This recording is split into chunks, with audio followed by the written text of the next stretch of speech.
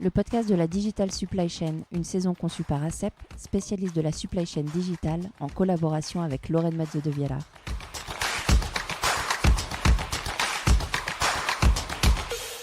Elle est agile, collaborative, résiliente et de plus en plus green. Elle, c'est la supply chain. Et chez ACEP, pour atteindre cette supply chain optimale, on mise sur le digital. Zoom sur ses bienfaits, ses outils et ses effets sur l'expérience client avec l'expert de la supply chain digitale, ACEP, en 3 épisodes audio. Bonne écoute!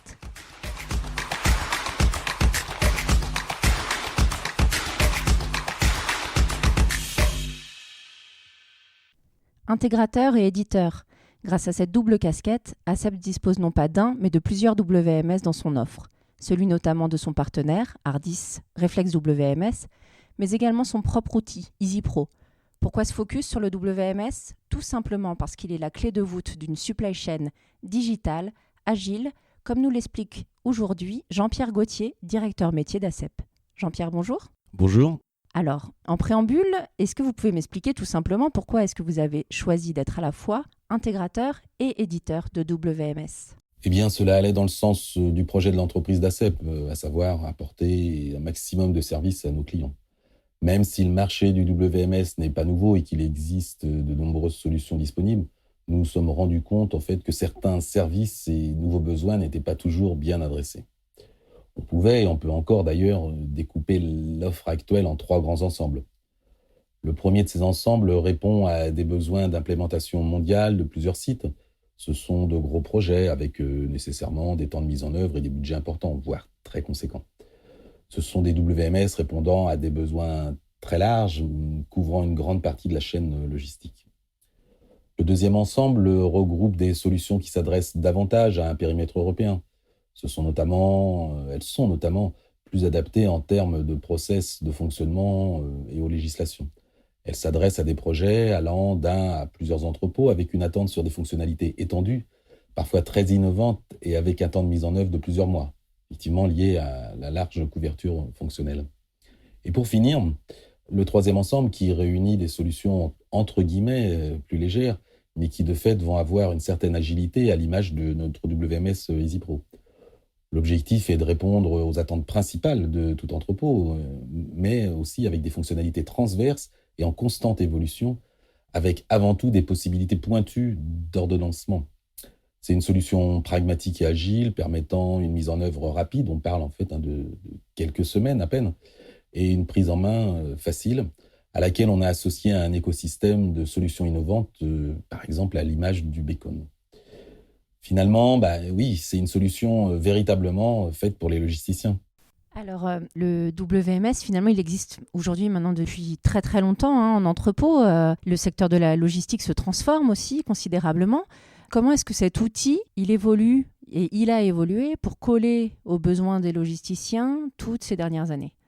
Alors, comme évoqué, c'est le service client avant tout. C'est ça qui doit passer avant tout. Et on doit répondre à cette course en avant. Et le WMS est là pour ça. Il a dû s'adapter à cela pour apporter des outils et des solutions aux logisticiens. Dit autrement, le WMS et les logisticiens ont pour habitude de faire un peu de ski nautique derrière les offres marketing toujours plus originales. Et c'est à ça que le WMS doit répondre et c'est vers ça qu'il a évolué. Donc, on pourrait citer plusieurs exemples, comme le M-commerce, c'est une définition pour dire que le commerce devient de plus en plus mobile.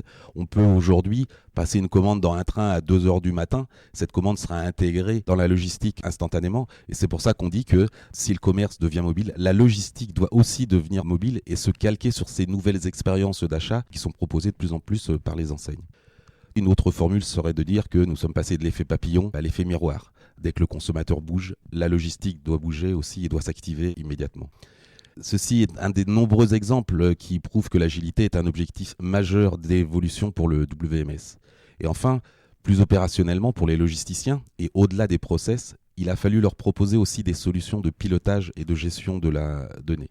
Une simple commande passée sur Internet comporte beaucoup plus d'informations aujourd'hui à traiter qu'il y a quelques années. Et ces informations vont être très structurantes pour le logisticien. Donc là, le WMS va aussi avoir sa valeur ajoutée. Enfin, nous ne sommes plus dans une logique de recherche de la performance de l'individu. Ça, c'était il y a quelques années où on ne raisonnait que je vais aller de plus en plus vite, je veux que mes opérateurs aillent de plus en plus vite. Ce que le WMS va apporter, c'est aussi une organisation pour optimiser, mais je vais bien d'abord organiser pour pouvoir après optimiser. Là, on va demander au WMS, pour accompagner les logisticiens, d'être capable d'analyser les commandes. Ça va être une vraie force pour l'exploitation. Le WMS, en fait, n'est plus simplement un outil d'exécution, mais c'est aussi et avant tout un outil d'analyse et d'organisation. Cette remarque est d'ailleurs aussi vraie à l'autre bout de la chaîne. Le WMS est très important pour analyser sa performance. On dit souvent qu'il n'y a pas de bons et de mauvais résultats. Il y a ceux qu'on peut expliquer et ceux qu'on ne peut pas expliquer. Donc là, le WMS va apporter aussi une très forte valeur. Donc il a participé à cette prise de conscience que la logistique n'est pas simplement une charge, mais c'est aussi un levier de croissance et d'économie. Et alors du coup, vous en interne, en tant qu'éditeur, comment vous travaillez à toutes ces transformations, à toutes ces évolutions? Parce que finalement, le WMS, il bouge en fonction de la demande du marché, en fonction de la demande de vos clients. Comment vous vous structurez en interne? Alors c'est avant tout beaucoup d'écoute. On a des idées parce qu'on baigne dedans depuis un certain nombre d'années. On a la chance d'avoir des clients qui évoluent et donc on va les rencontrer très fréquemment.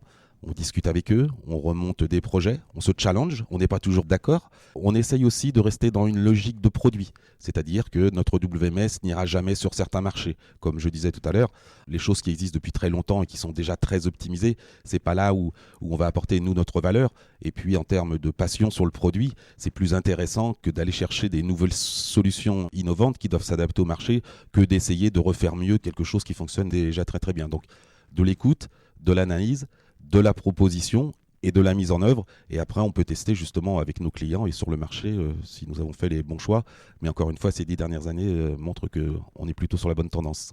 Et alors, si on parle de tendance, quelles seront selon vous les prochaines évolutions du WMS dans les années à venir?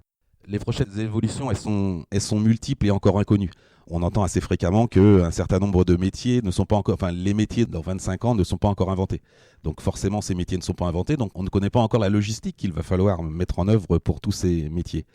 Puis en face de ça, on a les gens du marketing qui sont très imaginatifs et donc il va falloir que, encore une fois, la logistique puisse rendre le service, rendre les promesses possibles que les gens du marketing vont mettre en avant pour distribuer leurs produits. Donc on a des grands axes de réflexion et puis on a des grands axes de solution. C'est-à-dire qu'on va toujours réfléchir et essayer d'anticiper, ne plus être derrière, on va essayer d'être de plus en plus en amont pour pouvoir différencier une offre. Donc là, c'est la logistique qui va encore apporter ce service. Le deuxième axe, ça va être les technologies. Aujourd'hui, les technologies nous permettent de faire de plus en plus de choses, de plus en plus rapidement. Et donc, être capable de s'accaparer ces technologies va permettre à la logistique d'apporter ces nouveaux services.